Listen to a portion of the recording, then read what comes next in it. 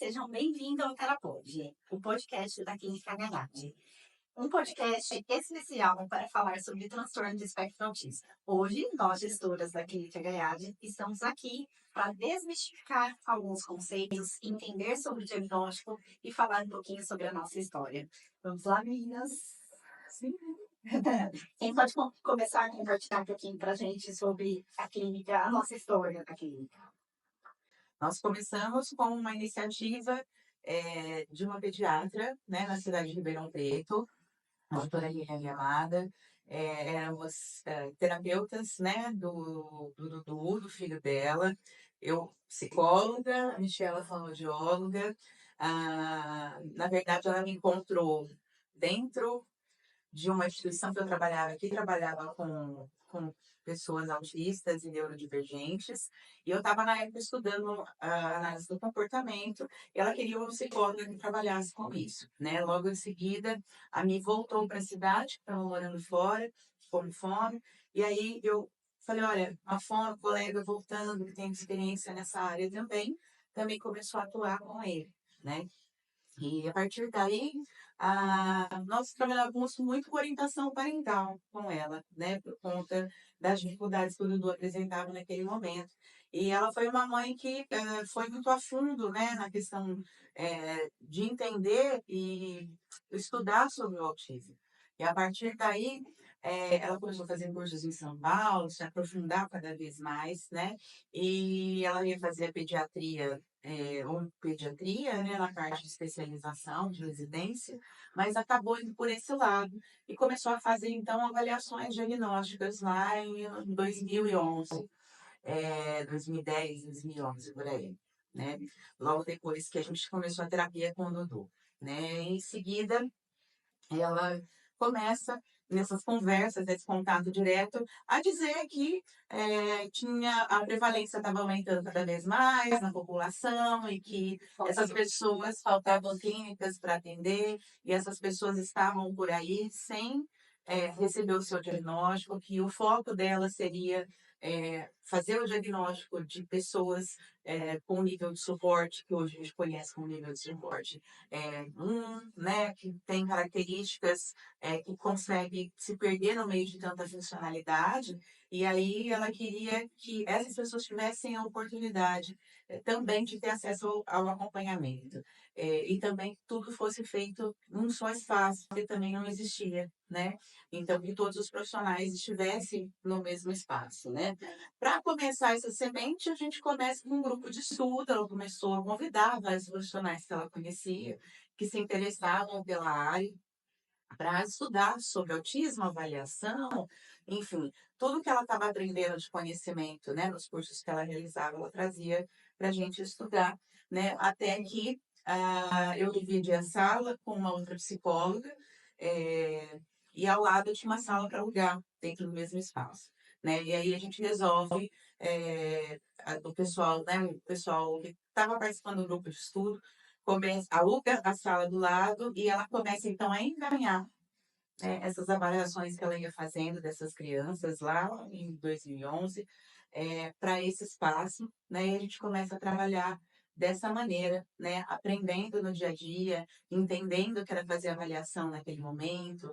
De lá para cá, a própria descrição do autismo está na quarta reedição aí, é, do esclarecimento em relação aos traços e sinais. Então, a gente meio que cresceu também, né? Amadureceu profissionalmente e os espaços que a gente trabalhou e que a gente foi formando e a equipe que a gente foi formando parece que está crescendo junto, né, com a própria história do autismo no Brasil.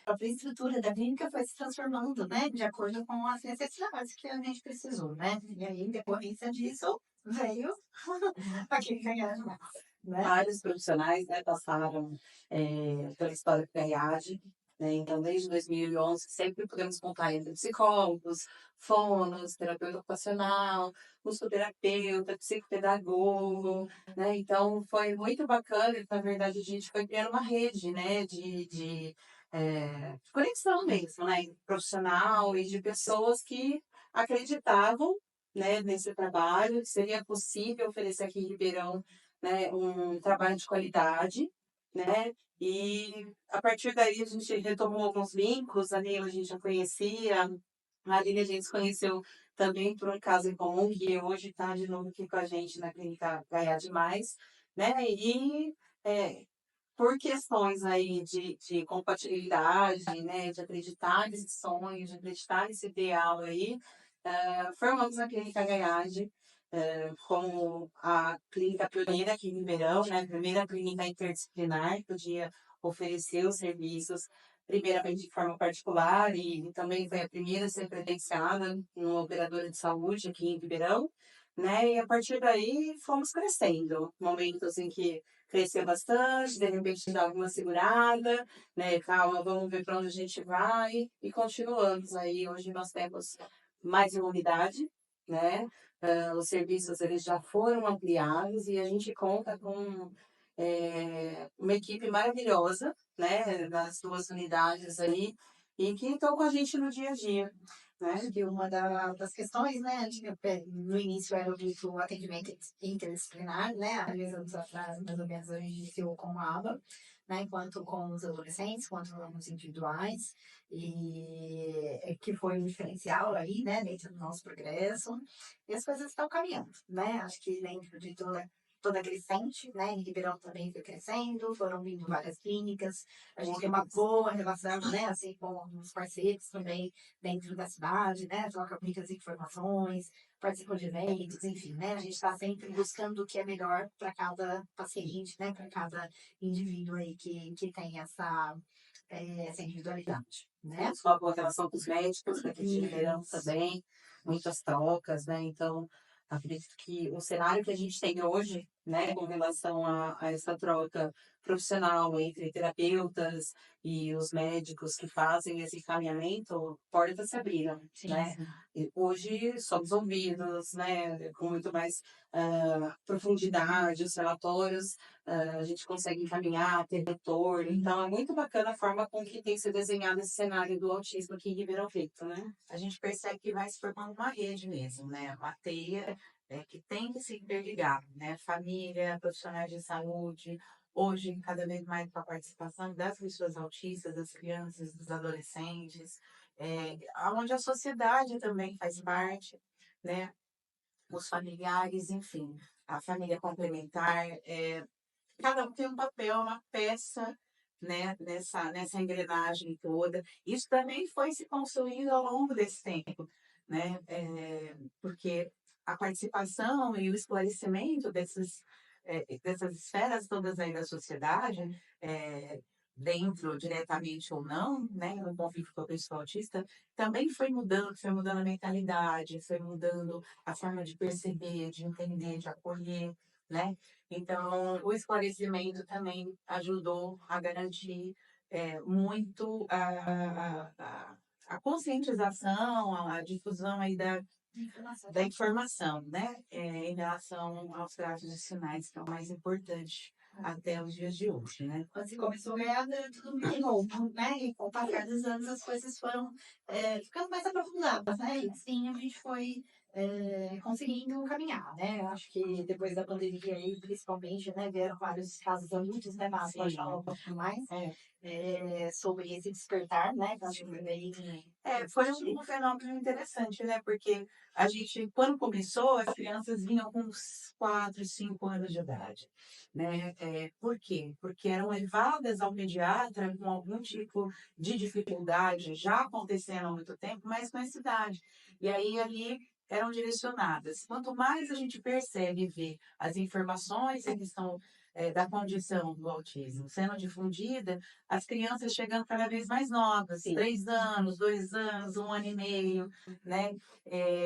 E aí a gente começa a trabalhar com o tal do diagnóstico precoce, né? Porque se preconiza também pela neuroplasticidade, enquanto antes a gente começa a intervenção, melhor, né, o prognóstico dessa criança, desse caso. E aí entende-se assim, depois disso, e da terapia ABA, que também começou a se vincular, tem um boom de serviços, né, no nosso município relacionados. Então, tratar a infância, ou acompanhar e diagnosticar diferencialmente e fazer a intervenção na infância hoje está extremamente estabelecido. Todo mundo sabe como trabalhar, todo mundo está trabalhando excepcionalmente bem, né? A gente ria muito no começo, né? Em relação ao que a Lilian nos dizia, né? A prevalência está muito grande, eles estão por aí, a gente não achava, porque naquele momento também não tinha um conhecimento aprofundado, que ia ter tantos pacientes dentro do espectro ou dessa condição. E, de repente, a gente vê hoje tudo muito bem estabelecido. Depois da pandemia de 2020 para cá, acontece aí a revolução dos adultos, ou do diagnóstico tardio. O que ocorre é que tem uma galera aí de 30, 45 anos que ficou nesse ato, né? Não pegou a intervenção precoce, né? Tinha, eventualmente, as manifestações aí sutis, por assim dizer, ou foram mascarando, como a gente vai entender até nos nossos próximos episódios, né? Essa situação de uma forma tal que foram vivendo a vida e foram com, às vezes, muita dificuldade e sofrimento, mas se tornaram produtivos, casaram, performaram e responderam à sociedade do jeito que eles esperavam. Foram se adaptando, né? Foram se adaptando. Mas essa adaptação nem sempre é fruto de um trabalho fácil. Sim. Ele é solitário, ele é individual, e ele carece de apoio e suporte. Então, acho que esse movimento da infância começa a esclarecer tanto sobre a condição e tem também a questão do componente genético, né? Então, muitos pais de crianças autistas acabaram se descobrindo pessoas autistas também, né? Até mesmo Filhos mais... dentro da própria avaliação do filho, né? Sim. Quando a gente acaba fazendo essa avaliação dos filhos, os pais se identificam com essas avaliações e falam, nossa, eu acho que eu tenho o mesmo diagnóstico. Sim. Os comportamentos, né? São semelhantes. Sim. E aí o pessoal começa a vir buscando o tal do diagnóstico tardio, né? Começa a esclarecer-se tanto que, poxa, eu tive essa infância, eu tive essa adolescência, eu tenho essas dificuldades até hoje. Então, a gente ouve muito assim, eu não entendi as pessoas não me entendiam. Né? Um déficit comunicativo social muito pautado nos déficits cognitivos sociais, na interpretação de pistas não verbais das interações sociais, na questão da tomada da perspectiva, né? Então, são pessoas que tentaram durante muito tempo interagir, mas sempre diziam alguma coisa no lugar errado, no momento errado, e aí ficavam seguras, eram olhadas no cara de o que você está falando, né? Você está trazendo isso agora? Então, foram minando, né? Então, aí o isolamento vem muito daí, né? E a gente parava, né, enquanto serviço, depois aí da intervenção precoce, 6, 7, 8 anos. Hoje a gente já entende que a gente tem que ir adiante, porque essa etapa de 8 a 12, começo da adolescência, é muito crucial para a gente definir melhor um adulto autista, né? Ajudar muito melhor, porque as situações, problemas, elas vão mudando muito. E é justamente quanto mais eles carecem de habilidades mais difíceis de serem estabelecidas de forma espontânea, né, relativas à cognição social. Então, isso precisa, de fato, ser muito treinado, muito explicado, né, muito modelado, que é um pouco do que o trabalho do Gaiad mais faz, né, nas oficinas terapêuticas, né, exaustivamente trabalhar para que eles ganhem um repertório, não só de vida funcional, mas para interagir muito melhor, né? E a gente também faz o diagnóstico tardio, de casos, né, tardios. E é muito engraçado como essas pessoas já receberam diagnóstico de TDAH, de depressão, de ansiedade, de bipolar, de borderline, de tudo quanto é coisa. E aí, quando a gente vai ver de perto, eles nunca se sentem satisfeitos com o diagnóstico que recebem ao longo da vida. E aí, continuam buscando até que chegam, né, numa profissional que às vezes, né, são profissionais que conhecem melhor a variabilidade de perfis, e aí a gente encontra os denominadores comuns, né, em relação aos traços aí e ao histórico de vida, e aí eles falam, nossa, é isso. O ciclo se fecha, né? É muito legal de ver a expressão no rosto de cada um assim. Poxa, aí eu entendi, agora eu entendi. Agora Visualiza, né? No sentido de agora eu sei quem eu sou. isso. E tem que não só ser quem eu sou, mas outra pessoa que não é como eu sabe quem eu sou. Então é muito interessante, né? E a gente, todo esse crescimento cresceu junto com essa história, uma história da clínica, com a história do próprio autismo, da capacitação dos profissionais. Sim. Né, por mais que a gente venha sempre falar, né, sobre, estamos aqui falando sobre o autismo, né, e por mais que as pessoas tenham esse tipo de informação, ainda existe, né, um desconhecimento para algumas pessoas sobre o que é o TEA, né, o transtorno do espectro autista. E pode compartilhar um pouquinho para falar o que é. Bom, o transtorno do espectro autista é um transtorno do neurodesenvolvimento, muito possivelmente, na sua maior parte, causado por fatores genéticos que ainda não foram bem delimitados e determinados, que acarretam aí prejuízos na comunicação social, no comportamento e no processamento sensorial, né? Dentro desses três grandes eixos, a gente tem uma infinidade aí de características, de possibilidades de dificuldade, mas deve aparecer antes dos 3 anos da criança e deve comprometer principalmente, ou pelo menos de 2 a 3 questões envolvidas com essas áreas, né? Entrando um pouquinho nisso, né, vamos falar um pouquinho melhor aí quais são os sinais de alerta que a gente tem que prestar atenção, né, e como que a gente pode encaminhar isso, né? Opa, peraí, agora eu tenho que, né, tenho que pensar para onde eu vou investigar um pouquinho sobre essa situação, né, para saber se meu filho, se o meu sobrinho, enfim, alguém do nosso meio aí necessita desse diagnóstico, né? Né? A gente tem um atraso de linguagem geralmente presente, né? Um déficit na comunicação social. Então, é aquela criança que demorou para falar, né? Aquela criança que não olha na chamada, que não tem um contato visual estabelecido, ou ele sustentável, a criança olha, mas não sustenta, você vai falar, já saiu, né? Que se irrita muito fácil porque não consegue se expressar, né? Então, a gente não tem certeza se a criança, tem muitos casos, né, que vem com relato, eu não sabia se meu filho ouvia bem, né, porque ele não respondia, uma criança que demora para soltar os primeiros sons, né, então, as primeiras palavras, né, então, da parte da linguagem, isso acaba sendo sempre um fator comum, né, então, principalmente quando é relacionado ao contato visual, e aí essa atraso ainda da linguagem, né.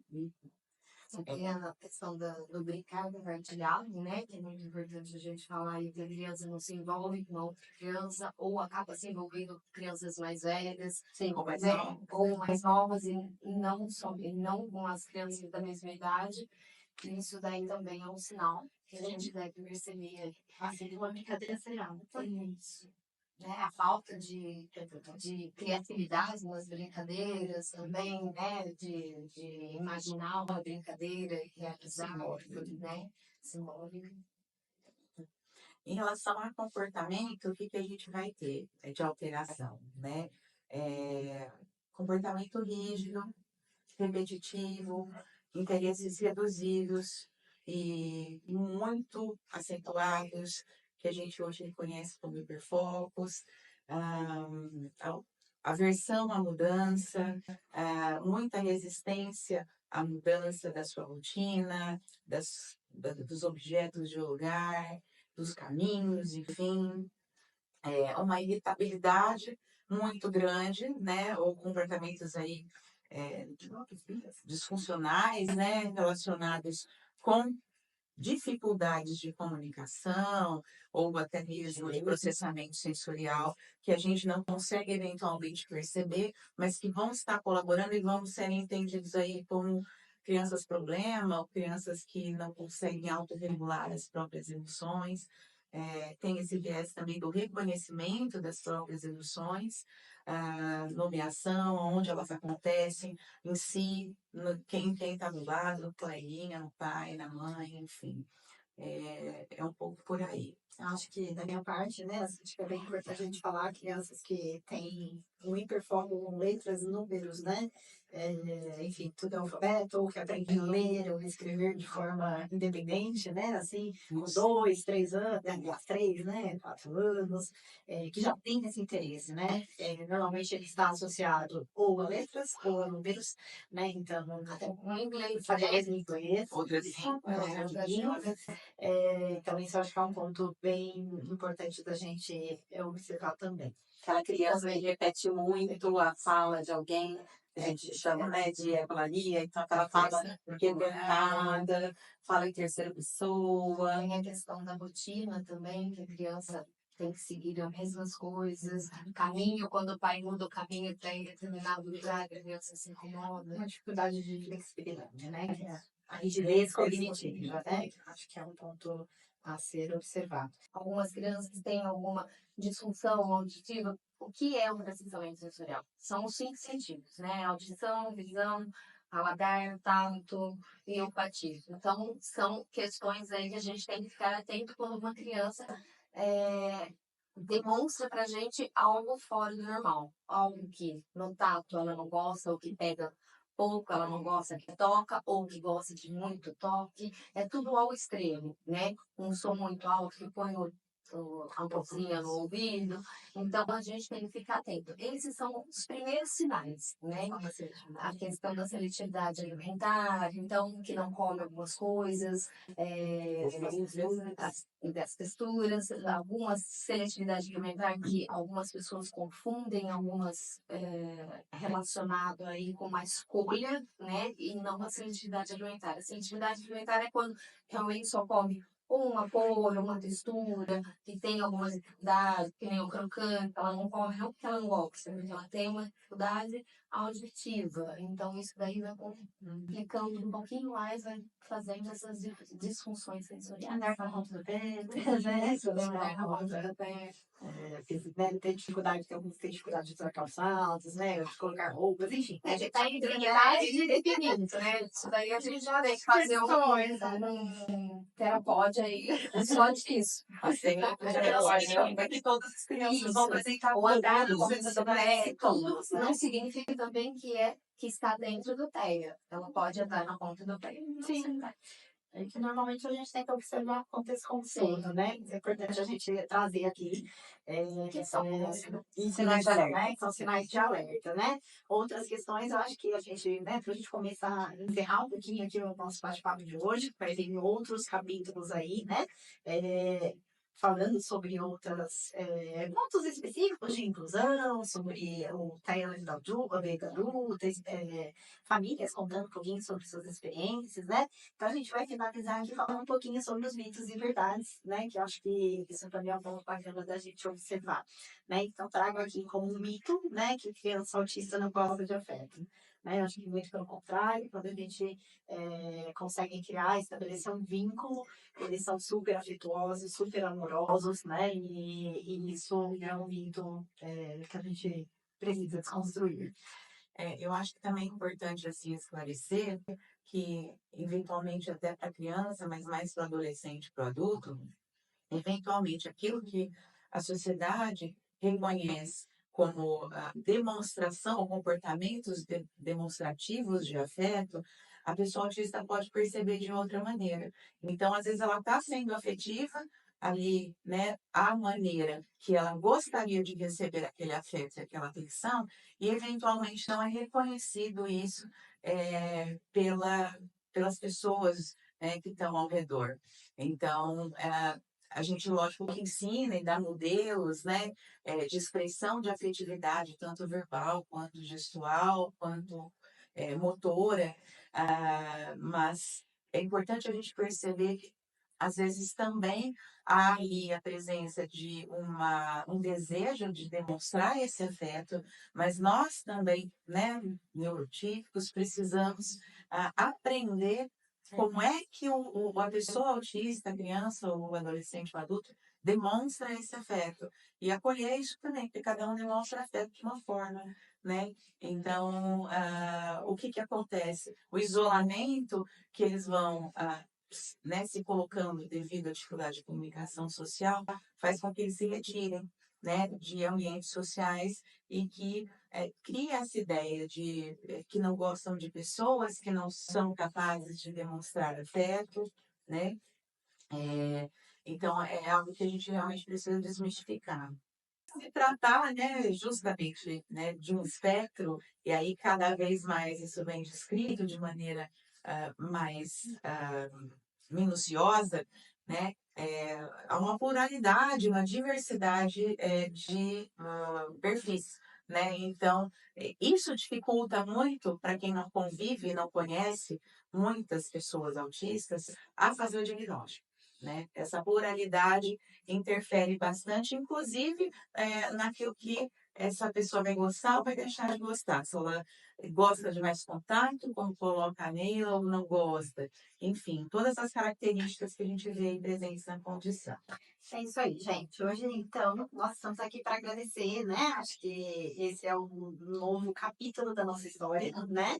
E é o nosso primeiro episódio, né, do Terapode. Obrigada aí por todos vocês estarem presentes. Esperamos que seja só o início e esperem pelos próximos, né, episódios. Muito obrigada pela audiência. Siga a gente, compartilhe, comente. Beijão, até. Tchau, tchau. Tchau, tchau.